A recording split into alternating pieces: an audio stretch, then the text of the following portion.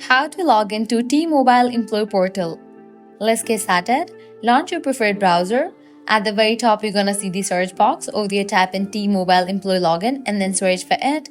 Different website links will appear. Scroll down, navigate to this one website option. CareersTmobile.com. Open it.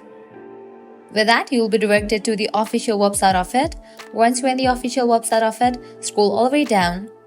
Now click on the option of Current Employee Login. You will be directed to the login page. Now from here, you can easily get access to your account. All you have to do is provide the credentials. First up, type in your email address. Then click on Next. Now go ahead and type in the password. In the case you have forgotten the password, you can click on the option of Forget Password to recover it. After you provide your details, click on Sign In, and with that you will be logged into your account. So this way you can easily log into T-Mobile Employee Portal. This was really simple and quick process. At the end, if you guys find this video helpful, don't forget to like, share and subscribe to our channel. Thanks for watching.